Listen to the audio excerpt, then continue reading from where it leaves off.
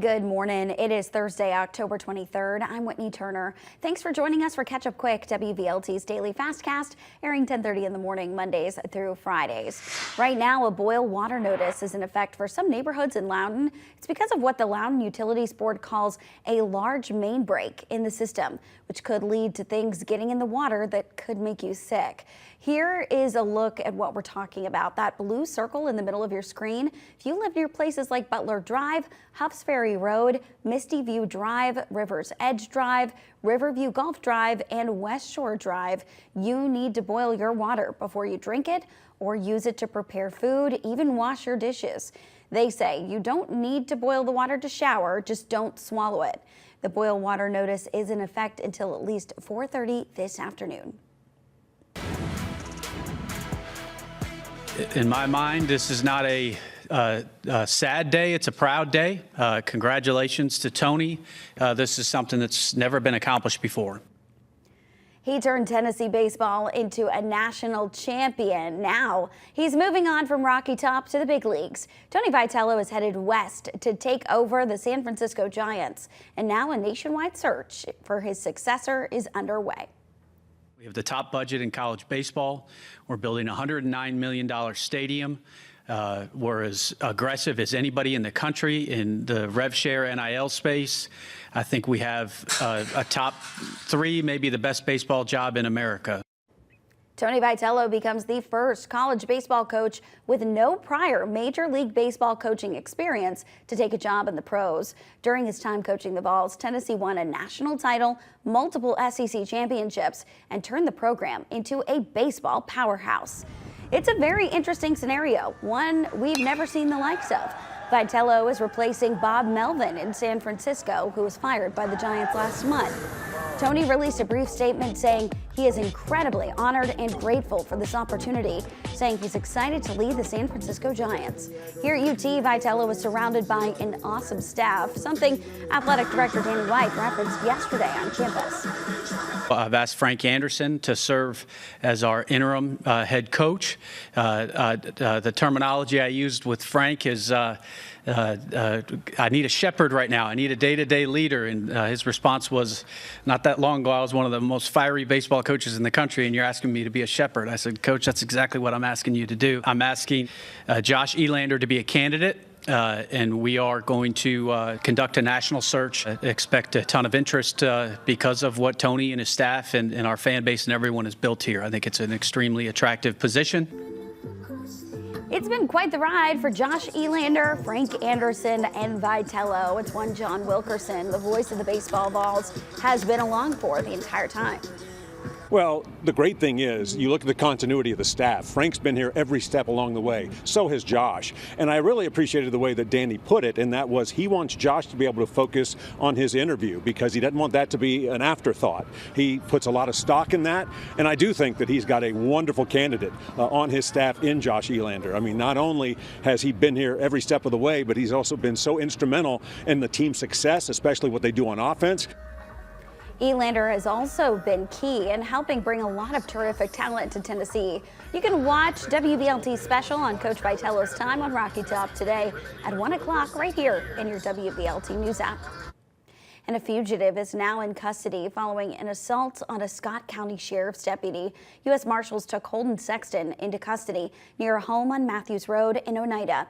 He was wanted for an assault last month on a Scott County deputy with an additional arrest warrant for him from Anderson County. Investigators found him at the house. They say he ran and tried to attack a canine with a knife, but he missed. He is now facing a wide range of charges this morning. And it's now been 1 year since the death of Savannah Copeland. The 13-year-old girl was killed in the Broadacres neighborhood in Powell. Copeland went to Powell Middle School, where she enjoyed gymnastics and cheerleading. She hoped to study forensic anthropology at UT. And last night, Copeland's family hosted a community day of grace at Powell Church to honor their daughter. Hundreds of people showed up, taking part in food, games, and face painting. Savannah's dad tells us they wanted to turn a tragic milestone into something positive for everyone who loved her. This community was so good about giving us support as we were dealing with this in the first few months, and they continue to give us amazing support. And my thinking was, let's not let all these kids sit at home and just feel bad. Let's get together and let's be together in our grief and sorrow, and maybe there'll be a little bit of a uplifting nature of that as we deal with that thing, that grief together. Governor Bill Lee signed the Savannah Grace Copeland Act earlier this summer. It provides more money for child advocacy centers across Tennessee. The law also increases wages for people who work in those centers.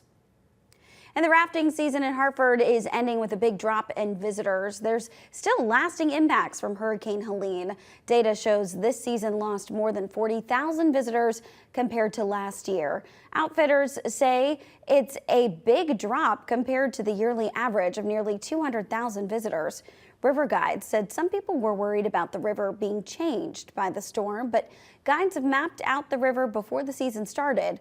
The president of the Pigeon River Outfitters Association says they're working with an engineer to study ways to make the river even better by rebuilding rapids or installing a river walk. And now, your first alert forecast with meteorologist Belle Oliver.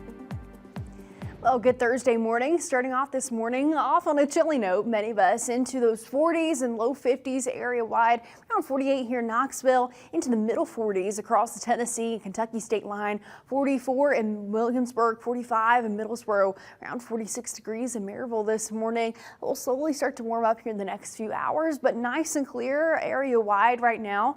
No cloud cover across the southeast, and will stay mostly clear for the rest of your Thursday and heading into Friday as well. So temperatures low 50s, middle 50s will continue to warm up going into this afternoon.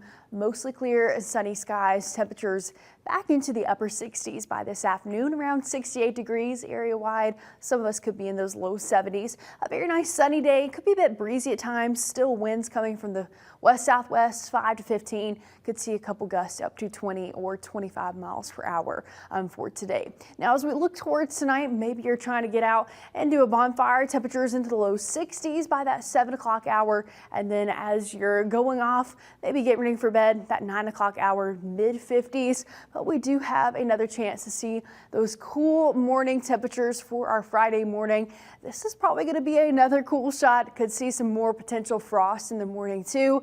Temperatures into the upper 30s and middle to lower 30s. Look across the plateau, 33 in Jamestown Friday morning. In Oneida as well, 37 in Kingston, around 39 degrees in Knoxville Friday morning, and 38 in Newport. So make sure to get the jacket, the sweatshirt early on in the morning, turn that car on, get the heat seaters on, or the seat heaters. I say that wrong every single time. And we also have a freeze warning in effect too for Friday morning. This goes until 9 a.m. Those areas you see shaded in purple across southeastern Kentucky, where we could see possibly the 20s waking up. So a sure sign that fall is here with those cold morning temperatures as well. But all things look good for Friday night football. We'll have a few passing clouds. Temperatures hovering into the low 60s and that 7 o'clock hour. Pretty mild, but things are looking dry for your Friday as well, which is some good news. Now, going ahead, taking a look at the weekend. We'll start to warm up Saturday, temperatures into the low 70s. A few passing clouds, still looking dry, and most of the weekend looking dry. Sunday, we'll pull in a little bit of a rain chance. Really Sunday night going into Monday, where we could see more of those showers start to build in. And then a couple lingering showers looking towards next week too. But plenty of sunshine today. Upper 60s, will be into the mid 60s for your Friday. As we look towards next week, those rain chances build, especially Monday, and then another change coming towards Halloween, possibly some more rain and a temperature drop as well. All right, Belle, thanks so much. A Knox County program is helping get more people trained up to get behind the wheels of school buses, so your student always has a safe ride to school.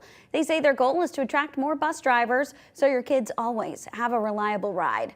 Bus driver shortages hitting districts nationwide are making it hard to hire drivers. That's why KCS created Transportation U, a completely free training, making the daunting process of getting certified more accessible. The program makes the district more competitive to attract quality drivers. Aside from the at least 60 hours of training in a classroom or on the road, there's a focus on professional development, making it more likely drivers will stick around. High turnover rates is one of the biggest challenges year to year for districts. This is constantly building up their skills, giving them new knowledge, giving them new areas to work on, new areas to improve. Now, the course goes further than what's required at the state and federal level, so they can be prepared to keep your child safe in any situation. As we've been telling you, it's Nuclear Science Week in Oak Ridge. Some East Tennessee schools starting early to train the next generation of nuclear scientists. Second graders at Linden Elementary in Oak Ridge are learning a nuclear science curriculum this week. It teaches students the basics of nuclear energy through hands-on STEM experience. Teachers say these kinds of lessons being taught as early as preschool or kindergarten can help shape a group of future students or even a future U.S. president. As they begin to look at the world around them and how they process those things, you're having conversations with them all the time about science and technology and every art, math, all of those things combine to make what STEM is, and they need to be aware of that in their world. The second graders learned about atoms and the nucleus. They also started on their paleontology unit. Habitat for Humanity is welcoming another family into a new home. Habitat says it took a lot of people coming together to make this possible. They say this is their 174th home built in Blount County, saying it's all thanks to the people who are willing to volunteer their time and those who are willing to donate their money. The family moving in says their feeling is pure excitement. This is a big relief, everything. Just a good weight off our shoulders. I don't know. This is a big relief, really. A real blessing.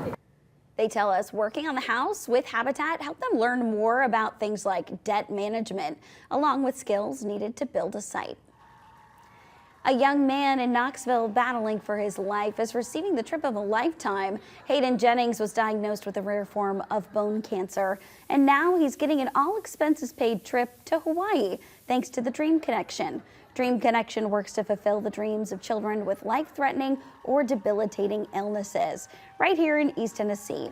Jennings was surprised at the Chi Omega sorority house at the University of Tennessee, something organizers say is truly special.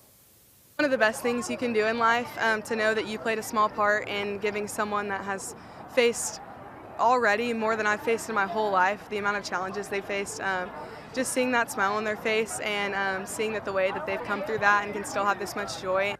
The Dream Connection has worked in East Tennessee since the 1980s, making nearly 1,100 wishes come true for kids. They say donations are crucial to their work to keep helping kids. We've got a link on where you can make one inside the WVLT News App. And a heads up, if you live or work in Sevier County, you're going to be able to get into Dollywood for just $5. Sevier County Days return November 1st and run through November 9th. During this time, admission for the park is going to be $5. That money goes toward Sevier County nonprofits. You just have to show a valid Sevier County ID or proof of employment to get the deal.